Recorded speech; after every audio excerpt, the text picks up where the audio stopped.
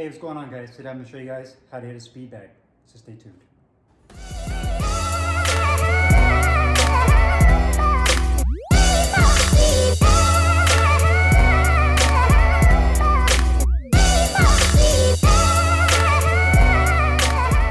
Hey, what's up guys, Carlo here, and today I'm going to show you guys how to hit the speed bag. Now this is a video that's been requested by several of you, so I wanted to put this together. I'll share with you guys whatever knowledge I've had throughout the years, and then you guys can apply it to whatever training you're doing at your home or at your gym. Now before we get into the actual how to hit the speed bag, just make sure you guys have a good solid setup first. Give yourself a decent platform. I made my own for about $77. I'll put the link below in the description box on how to make your own speed bag platform. But you definitely shouldn't have to break the bank for either the platform or the speed bag. The best scenario is one that has the least amount of vibration. So I know some guys have speed bag platforms at home and they put a weight on top just to kind of reduce vibration. That's fine. Just keep in mind, the least amount of vibration, the better. Speed bag wise size, I usually go by a 6x9. That's typically a medium. Now you see some brands that only has one size, and then you have some brands that have like small, medium, and large. For beginners, you typically see them kind of get steered to the larger because they think automatically that the larger is going to be easier to hit, it rebounds slower, and in some instances that's true. But from a development standpoint, which you will get better at hitting the speed bag if you continue to practice and get better at it, you'll find that the large size are just too slow and cumbersome. Mediums are perfect because you can use it both for advanced and for beginner users. It's slow enough for a beginner to pick up with their hand-eye coordination, but it's also small enough to where advanced users can really go fast on it and really work out and get a good training session in with this bag. Medium for me is 6x9, meaning that it's 6 inches in diameter around the belly and 9 inches in height. And you can see on my platform, it's a perfect size as far as the rebounding radius on the actual platform itself. Now the speed bag trains 4 different things. The first is going to be your hand and eye coordination. The next is going to be your timing. The next thing is going to be your rhythm, and lastly is going to be your conditioning. Conditioning meaning that it's going to be conditioning your shoulders, your traps, and your neck muscles. If you're looking at it kind of like from a side view, if I'm standing right here, when you want to position, the way you want to position your arms is you want to bring them up, almost like you're throwing a left and a right hook at the same time.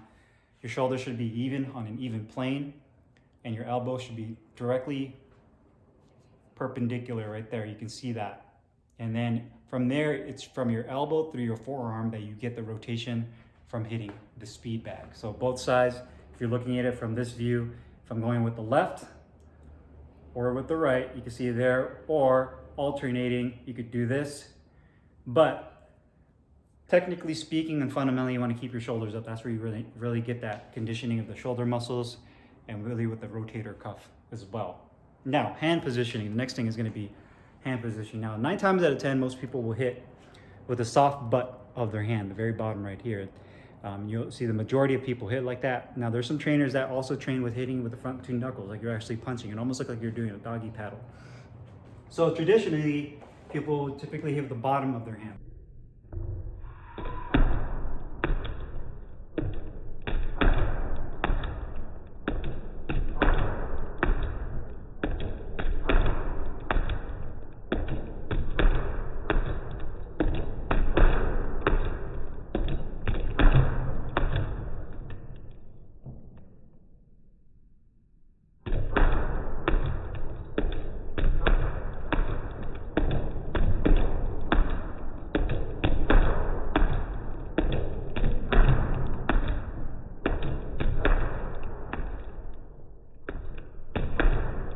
Or, again, with the 2 front knuckles. See both. I find that the 2 front knuckle way is a decent way of doing it, but it doesn't really train the same way you train your shoulders like you did with the side of the hand. Because when you hit with the 2 front knuckles, you can see the positioning of your arm is more like a V, and you're not really triggering the shoulder muscles like if you're hitting with the bottom of your hand. So the 2 front knuckles, you can do that. You just don't get the same conditioning. The other thing with the 2 front knuckles is you're already hitting the bag, you're hitting the mitts, you're hitting the double end bag, you're doing all your training, you're doing your sparring with your knuckles, with the front of your hand. So throughout your training session, you're getting all the impact on both hands, where you're getting nothing right here. So it's not like you're going to be sparring and hitting your sparring partner with the bottom of your hand unless you're hammer fisting them. You're not hitting the heavy bag like that.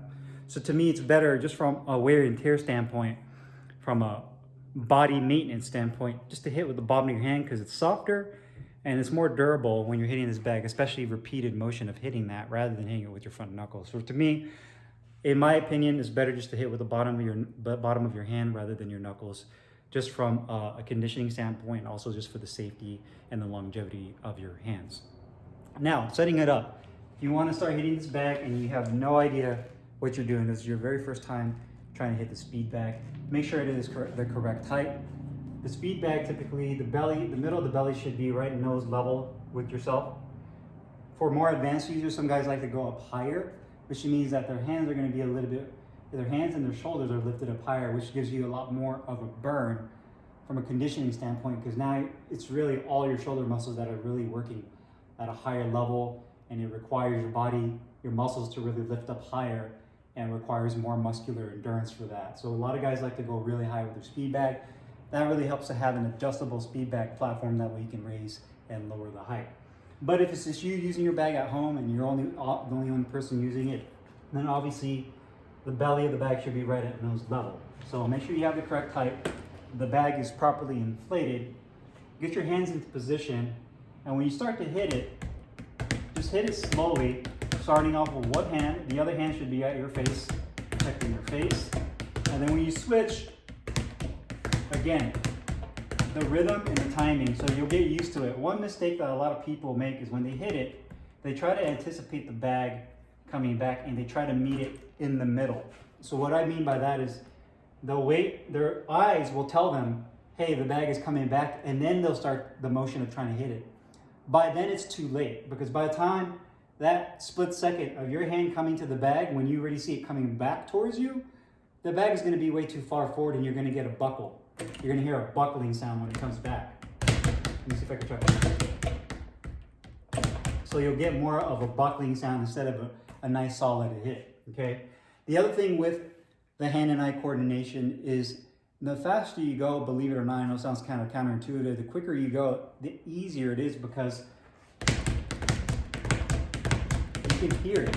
You can hear the rhythm of the bag hitting the platform.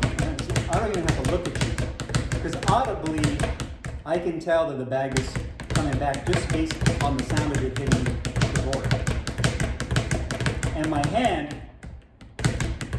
already feels that rhythm. So once you have that rhythm down, you can see my arm is just staying in the same spot. And I'm not even looking at it. I mean, I can see it in the video, but I can look this way the same way. So what I'm basically trying to tell you guys is that hitting the bag, to me, is more about your hearing and your feel rather than your eyes trying to time it. Yes, it's hand and eye coordination, but a lot of times beginners will try to sit there and hit this bag super slow, and they try to catch it on the way in. What I always recommend is that you just concentrate and you focus on the rhythm of your hands spinning rather than the bag itself. Because you can just do this and then get into the bag, rotate your hand, and the bag will do whatever you want it to do. You're manipulating it. Don't let the bag manipulate you. So all you have to do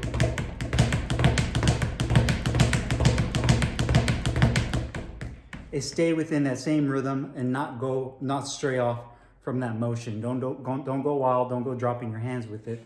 Stay in that same motion.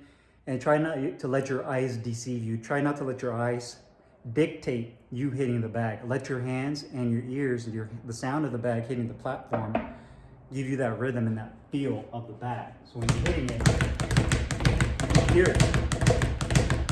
The sound that it makes when you hit the platform is going to dictate how fast your forearm should be rotating.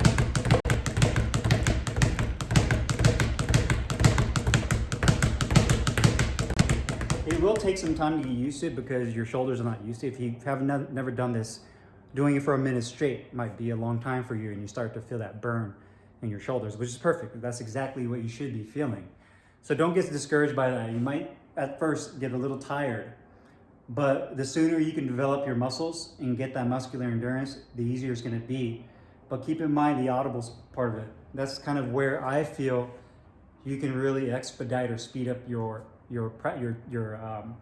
getting better at hitting the speed bag. Your improvement, excuse me, with hitting the speed bag is not so much from just looking at it, but hearing it and feeling it. So, as practice, I always recommend doing 1 minute of one hand straight, doing another minute with the other hand straight, and then alternating 1, 2, 1, 2. So that would be 3 minutes straight.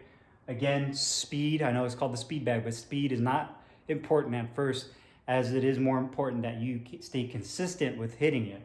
So if I were to set the timer on for 3 minutes now, the main thing would be just to hit it 1 minute straight, right hand, keeping the other hand up.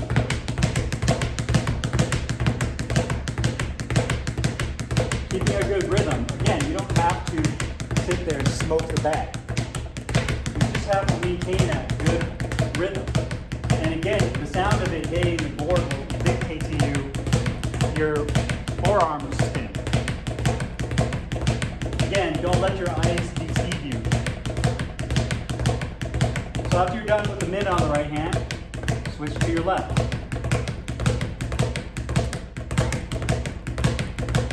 Again, speed is not super important at this point in time when you're learning this. Just practice on making sure you stay consistent with hitting the bag. That's the most important thing.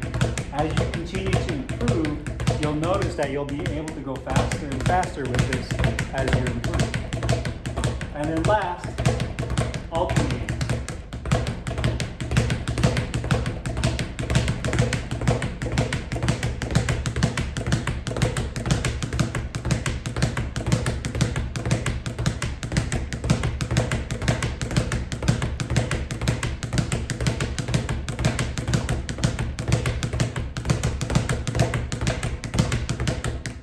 And that's it, 3 minute rounds. You can do that for 3 or 4 rounds total, which is about 9 to 12 minutes total training with this device that you see here, the speed bag. So I think the biggest thing is that it trains those 4 different things: the conditioning, the rhythm, the timing, and the hand and eye coordination. But the most important thing when you're using this, if you're starting to get frustrated, is develop a rhythm, and the sound of the bag hitting the platform will help you dictate the rotation of this forearm. This, to me, is the most important thing, the hearing connected to your forearm turning, the ding, ding, ding, ding, ding, ding, ding, ding. Every time you hear that ding, your hand should be hitting. Ding, ding, ding, ding, ding, ding, ding, ding. I know it sounds kind of weird that I'm saying that right now, but ding, ding, ding, ding, ding, ding. And that speed that you hear will almost increase your hand speed. So a lot of times when I first started off hitting the speed bag, I would sit there and look at it with my eyes, and I would try to predict it coming in. And I don't have any rhythm right now. I'm just using my eyes to try to predict it coming in. Don't do that. You're going to be there all day trying to predict and anticipate the bag coming back to you. Get your arms into position and just let it rotate, and then listen for that big ding, big ding, big ding, big ding, big ding, big ding, big ding, big ding, big ding. Again, every time you hear that dig ding, your arm should be coming out hitting it. Dig ding, dig ding, dig ding, dig ding, dig ding, dig ding, dig ding, dig ding, dig ding, dig ding. So get used to the audible, and I've said it like a million times in this video already, but I can't stress it enough. The audible and getting into that rhythm. Boom, boom, boom, boom, boom, boom, boom, boom, boom, boom, boom, boom, rather than visual. So those are my recommendations for you guys on using the speed bag, on how I learned how to use it. Obviously, it's one of the best tools you can use in the gym. I usually do this at the very end of my workout after I've done like hitting the heavy bag, speed bag, if I've done sparring, whatever. This is usually the very last thing I do when it comes to bag work.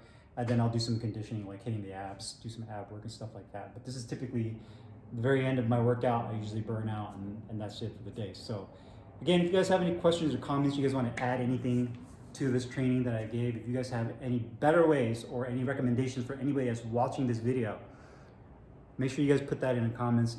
We're all learning from this. This is one of those things where, like anything in boxing, you can never stop learning. The minute you stop learning is when you start losing. So again, Leave any questions or comments down below in the comments box. I'll see you guys later. Peace.